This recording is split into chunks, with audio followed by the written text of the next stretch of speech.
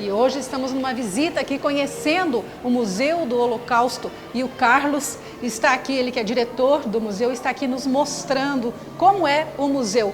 Carlos, você já mostrou algumas coisas aqui para nós e agora eu queria saber aqui, o que nós temos? Essa é uma peça muito importante para a gente, é um pedaço de uma Torá, um rolo do Velho Testamento, um livro sagrado para o povo judeu. A Torá, como se sabe, ela é escrita em couro, à mão, e esse é um pedaço do Velho Testamento, desse rolo, que foi queimado junto com uma sinagoga na Alemanha, poucos meses antes do início da Segunda Guerra Mundial. Um sobrevivente encontrou esse pedacinho, o guardou. Isso muitos anos depois foi doado para o Museu do Holocausto de Jerusalém e hoje faz parte do nosso acervo. Uau!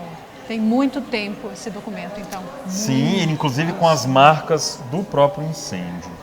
Na sequência do museu, começa a Segunda Guerra Mundial, mas a perseguição em relação a essas vítimas, ela se intensifica. É muito importante a gente deixar claro que existe uma relação entre a Segunda Guerra Mundial e o Holocausto, mas são coisas diferentes. Muitas pessoas vêm ao museu esperando encontrar um museu da guerra, um museu da Segunda Guerra. O que nós falamos aqui é sobre um genocídio, que parte dele acontece durante a guerra. De um lado, o outro lado da propaganda nazista. Ah, tá. Essas são aquelas propagandas que nós vimos lá no bloco anterior. Exatamente, então, que são vistas desse lado de cá. E essa sala é a sala dos guetos. Conta o início do confinamento desses judeus em bairros, como é possível ver nessa imagem, judeus atravessando uma passarela. Esses bairros ficavam superlotados, muitos morriam ali sem comida, sem água, com trabalhos forçados. Ali do outro lado existe um mapa dos principais guetos. Cada sala existe a necessidade de trazermos cada elemento para os dias de hoje.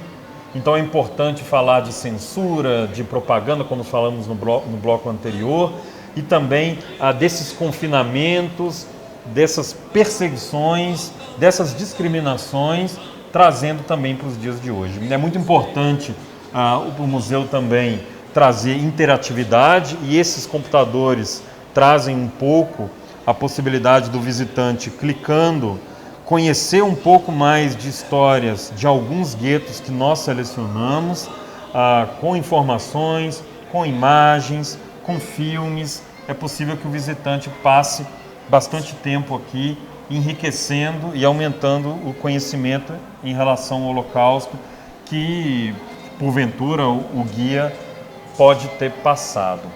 É importante que em cada sala sejam contadas histórias pessoais, histórias de pessoas que sobreviveram ou não, mas que a partir delas a gente pode tirar lições. Aqui começam os objetos, principalmente a parte principal dos objetos do museu, todos eles contando pequenas histórias. Vamos ver então? Começamos por onde? Podemos começar com esse passaporte, que pertencia a um senhor chamado Luiz Kaiser, que conseguiu um visto de entrada no Brasil pouco tempo antes do início da Segunda Guerra Mundial e consegue chegar ao porto do Rio de Janeiro questão de 3 semanas antes do início da guerra. Talvez um dos últimos a entrarem, já com um J vermelho marcado no passaporte, a forma com que o regime nazista marcava e dificultava a imigração desses judeus da Alemanha. Aqui a gente tem uma estrela amarela original francesa, que os judeus eram obrigados a usar em determinadas regiões, em determinados guetos. Não existia nenhum tipo de padronização. Poderia ser no braço, do lado direito ou do lado esquerdo do corpo. Nesse painel a gente tem provavelmente as imagens mais fortes aqui do museu de uma grande chacina que acontece no leste europeu. O genocídio, ao contrário do que muitas pessoas pensam, ele não começa com as câmaras de gás. O genocídio começa sistematizado e organizado através de fuzilamentos em massa, grandes chacinas, e que alguns meses depois são desenvolvidas as câmaras de gás. Alguns sobreviventes dessas chacinas acabaram reconstruindo suas vidas no Brasil. Tem um objeto que eu gosto muito, está ali na frente, a gente vai poder mostrar para o pessoal, Vamos ver. que é uma boneca. É uma boneca. E as pessoas vêm ao Museu do Holocausto e não imaginam encontrar objetos tão pessoais. Nós estamos falando de uma boneca, de um violino, de um jogo, de um passaporte, porque é necessário personificar essas histórias. Sim, porque eram pessoas que tinham vidas Exatamente. normais. Exatamente. Viviam como qualquer pessoa normal. Essa boneca pertenceu a uma menina chamada Sofia, que perde toda a sua família durante o Holocausto, mas que ao retornar à sua cidade, reencontra a boneca e passa a ser o grande objeto, sem fotos, sem as lembranças que ela tinha da infância, ela acaba levando essa boneca para o resto da vida. Existem ali na frente alguns objetos, Vamos ver. são sapatos. Sapatos? São sapatos.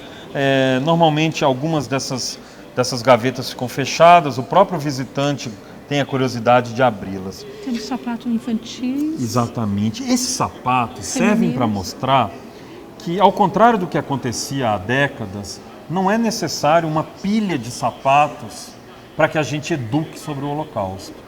Não é necessário chocar as pessoas pela quantidade de sapatos para mostrá-las as lições. É necessário um sapato apenas. Porque, ao contrário de chocar pela quantidade, a gente pergunta de quem era esse sapato. Como é que era o nome dessa menina? Será que a gente vai conseguir contar a história dela? O que nós, humanidade, perdemos sem essa menina aqui? Como eu vou viver a partir do momento que eu conhecer essa história? Melhor, na nossa concepção, do que mostrar pilhas de corpos, pilhas de sapatos e tentar desenhar de alguma forma o tamanho, a enormidade, o número de pessoas que foram mortas. O número final, para a gente, é o menos importante. Foram vidas. Foram vidas Histórias. individuais. E cada história, uma diferente da outra. Exatamente, exatamente. É muito importante a gente dar uma ênfase às histórias de resistência, que eu posso dizer são todas. Toda a história existe uma forma de resistência. É necessário tirar da cabeça das pessoas a ideia de que não houve nenhum tipo de resistência, que foram todos como ovelhas ao matadouro. Essas cortinas também são muito importantes. Olha só, o que tem aqui nessas São cortinas? cerca de 25 mil nomes. Quem são essas pessoas? Quem elas eram? Estamos falando aqui dos justos entre as nações. Aqueles que ajudaram a salvar pelo menos um judeu, sem ganhar nada em troca, todos eles homenageados aqui nessas cortinas. Tem um nome que eu quero que vocês vejam aqui, Corrie Boom. Corrie Boom. Corrie Ten Boom. Corrie Ten Boom. Ela é uma das 25 mil, aproximadamente, que ajuda a salvar alguma pessoa aqui.